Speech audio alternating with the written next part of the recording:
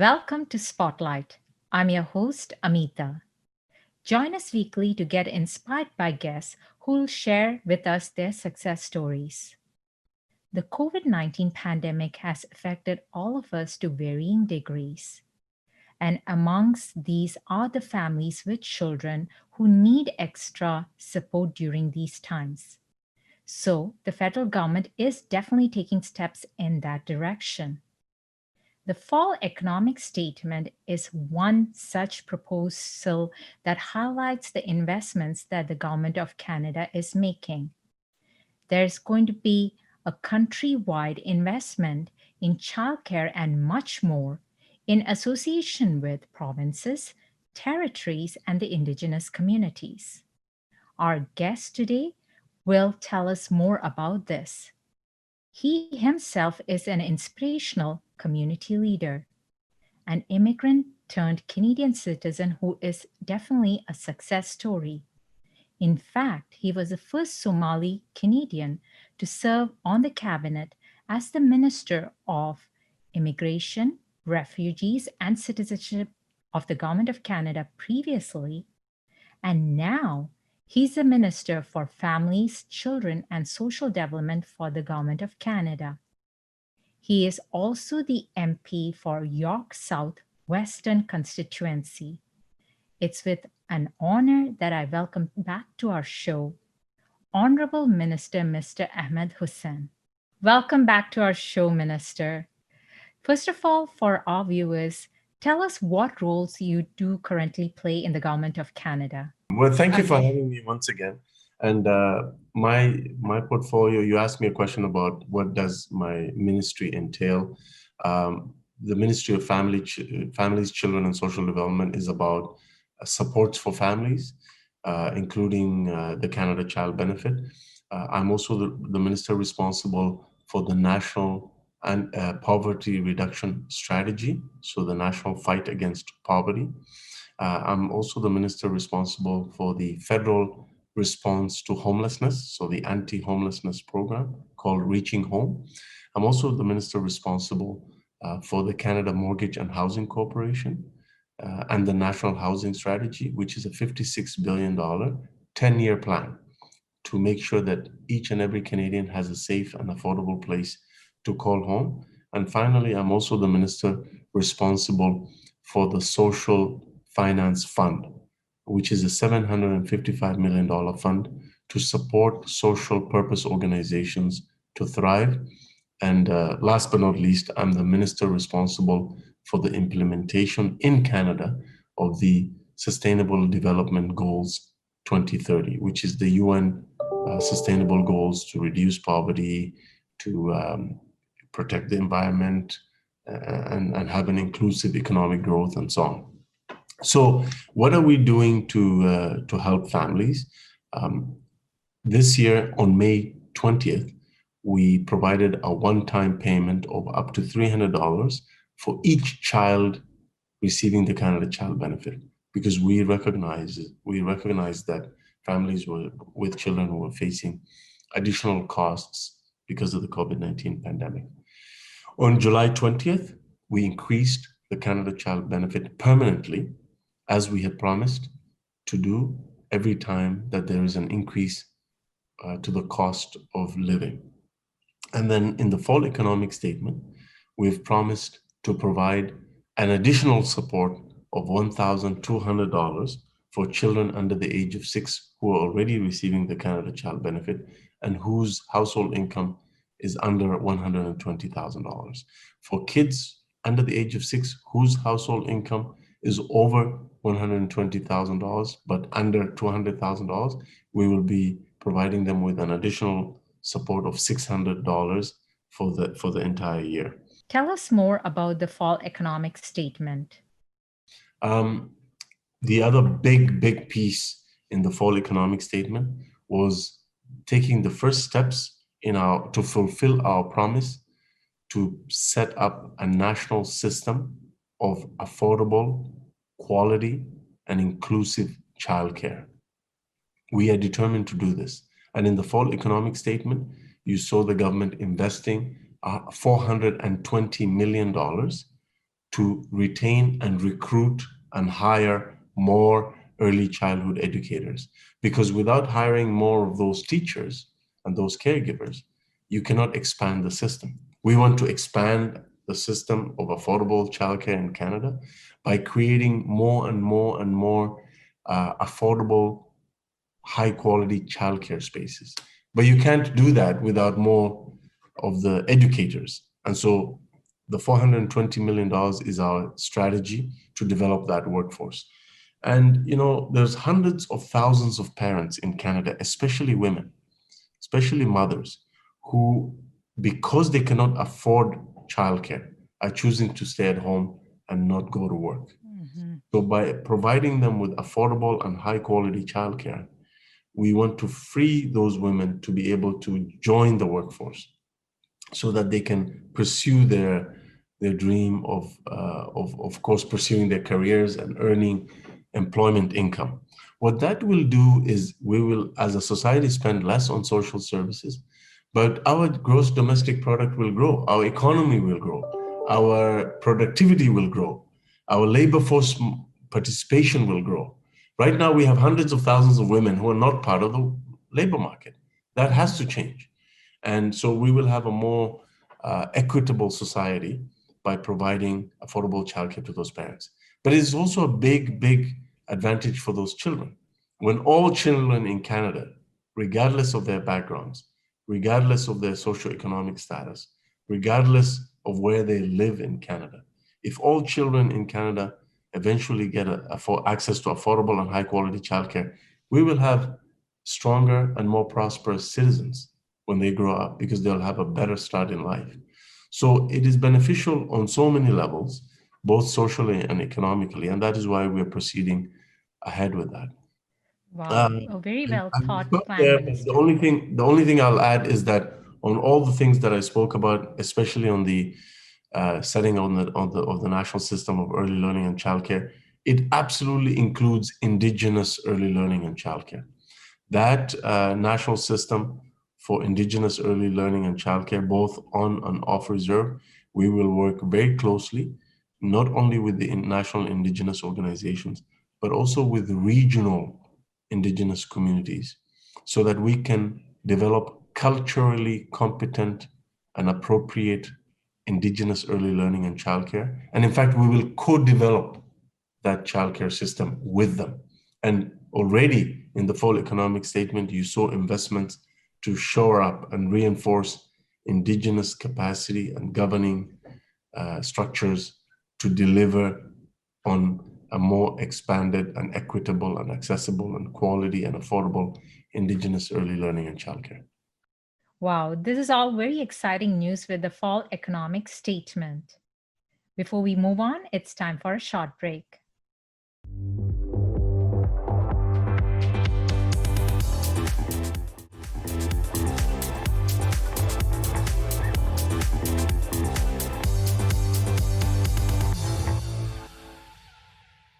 Welcome back to Spotlight. We are talking to the Honorable Minister, Mr. Ahmed Hussen. So, wow, I mean, you have looked at all aspects as how the COVID-19 pandemic has affected everybody, Yes. and trying to, cover every sector of the society. I was wondering, if we go more towards your constituency right now, what are the main issues that they have faced during this pandemic, in addition to all the supports that you're putting in place that you've told us about? Well, a lot of my constituents are seniors. For example, I have a very large number of seniors in my constituency, and they have been experiencing a lot of loneliness and a lot of course, disruption from their regular activities, social activities, due to the COVID-19 pandemic. I also have some vulnerable seniors in my constituency who were concerned about services that they depend on, like Meals on Wheels and activities and programs in the community that kept them active. Fortunately, through a program that I was in charge of called the Emergency Community Support Fund, we were able to roll out $350 million for organizations across the country to continue that good work. So these are organizations that are already serving the most vulnerable people in our community. Those very organizations, the helpers, were facing challenges because of COVID. So we gave them more support through the Emergency Community Support Fund. And through those organizations, through that support program, many organizations have been able to keep delivering the goods and services that they have been delivering to all vulnerable people in our communities, including mental health supports, counseling, food, medication, services, active programs. I have an organization in my riding, the York West Active Living Center, that had exercise and dance programs and social programs in their premises for seniors. They can't do that anymore because of COVID, but they're doing it virtually. And in fact, a couple of weeks ago, I joined one of their classes. And it was so much fun seeing the seniors continue to stay active and stay connected. So, but it is a challenge, and we are doing what we can to help people. My constituency office and myself, we've been very, very aggressive in making sure that we continue to call people. In the past, I used to go door knocking and talk to people in their homes. I can't do that anymore because of COVID. So instead, what we've been doing is we've been calling a few thousand people every week in my constituency, and just to see how they're doing, to see what their concerns are, if we can refer them to services.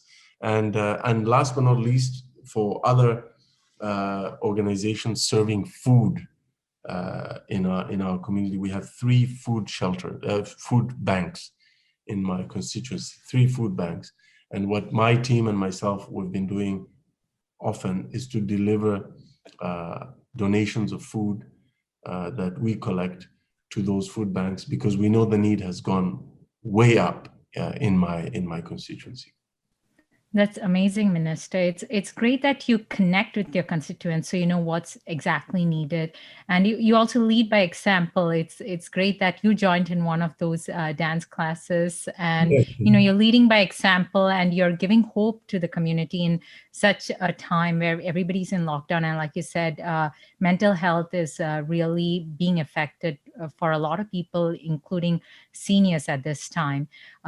So through what you told us, you also have given us an idea about what people talk about, a she session, that concept. So it's great to know that things are being put in place to deal with that. Me being a female myself, I can relate to that. I wanted to move more towards housing related supports. Can you tell us more? Yes. On housing, we have been as aggressive as ever. And in fact, what COVID-19 has done is demonstrated to many, many Canadians that homelessness is not just a housing challenge, it's a public health challenge. And so very early in the pandemic, we provided additional supports to the frontline organizations serving Canadians who are experiencing homelessness. So we forwarded $157.5 million to those organizations, which is additional money on top of the regular funds that we provide every year. And we provided an additional $50 million to women's shelters directly. So very early in April, we had $207.5 million. And then in the speech from the throne, we provided an additional $237 million to the Reaching Home program, which is the federal anti-homelessness program. And now with the fall economic statement, we are providing even more certainty by forwarding $300 million to Reaching Home. So very strong support there. And that money has really helped so many communities. I have seen how effective those investments have been to temporarily house people. In addition to that, in September, we announced the Rapid Housing Initiative, a $1 billion program to permanently house those who were displaced by COVID. So that program is already up and running.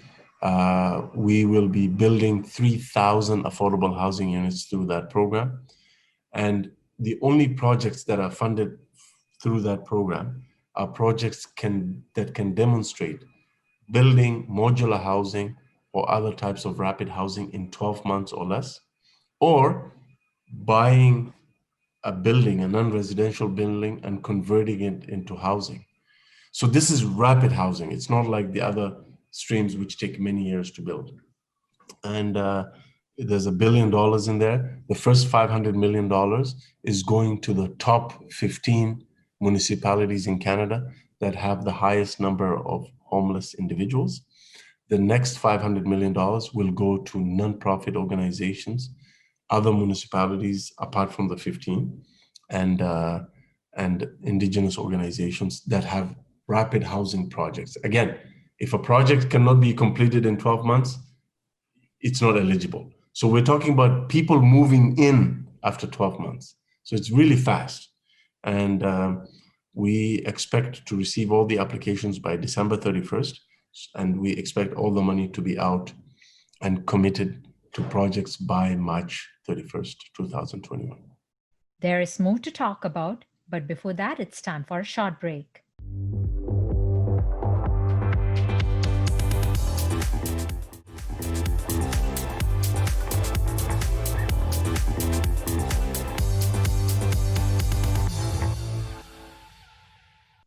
Welcome back to Spotlight.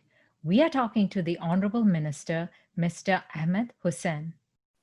Amazing, Minister. I mean, there's so much hope here that we are hearing today. Sometimes people are getting disheartened by the lockdown and whether there is, light at the end of the tunnel. But you have given us so much hope today with all the projects that have in place and, the plans with the fall economic statement. You yourself are such an inspirational role model, being an immigrant yourself, became a Canadian citizen, have a position in the government right now, giving back to the community with all that you do. I'm just amazed how much you do. Thank you so much for enlightening us today as to what's happening, how the federal government is working with the provinces, the territories, the indigenous communities, and giving us resources we can work with and not to lose hope. Do you have any final words of advice for our viewers where they can get more information? Yes, I have a number of points to make. So on housing, I focus mostly on homeless individuals, but we also have programs to support middle-class Canadians. So in the fall economic statement, there was an additional $12 billion in a very interesting program called the Rental Construction Financing Initiative. What that does is it builds affordable rental homes, rental apartment units across markets in Canada that face the biggest pressures on rent increases. So if you look at, for example, there's a project in Toronto called Mirvish Village, where we will be building 532 apartment units, mixed housing. So market rent, somewhat affordable, and deeply affordable. So it's a mixed housing and the quality is the same, whether it's deeply affordable unit or not. 500 units right next to the subway station. There's businesses there, a daycare center, an African Canadian cultural center. So this program that is working so well, it got an additional $12 billion. And because it's a financing program, all that money comes back to us.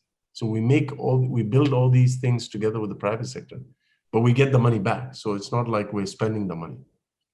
In London, Ontario, I was able to announce a project before COVID that will provide 500 units in two towers in London, Ontario. Those two towers will be the tallest buildings between Mississauga and Calgary. So we're also encouraging density. And so as part of this fund, it puts more rental units on the market because a lot of the developers, they only build to own, which puts a lot of pressure on the rental market. A lot of people who want to rent, they see the rates keep going up. So what the federal government is doing, the government of Canada, is through this program, we try to build more rental units so that the pressure on the prices is not as bad and we can stabilize the market and have more units. But as a condition of the fund, you cannot access the fund unless you build close to transit, close to work, close to schools, and you have to build apartments that are energy efficient and accessible. So we're building communities, really. So that's one program that got more money in the fall economic statement. The second program that was mentioned in the fall economic statement is a program that helps first-time home buyers. the first-time homebuyer incentive. So we already have this program, but the fall economic statement promised to expand it. So the program as it exists right now works for most people in Canada except the highest priced markets. So the maximum amount of home that you can purchase with this program is $500,000.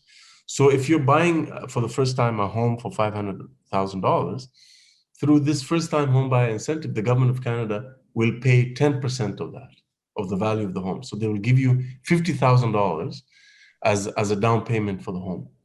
But it also means that the government of Canada owns 10% of the equity of your home. And we don't need you to pay it back until you sell your home. When you sell your home, whether the home is worth less than 500 or more than 500, we need 10% of the equity. But what it does is, by giving you 10% of the down payment, 10% as a down payment based on the value of the house, it lowers your mortgage payments, and it allows first-time home buyers to get into the market and achieve their dream of home ownership. In the fall economic statement, we promised that we will expand that program so that that program can work for people in the GTA and the Greater Vancouver area and Victoria, because we know that people in the Greater Toronto area, $500,000 is not enough.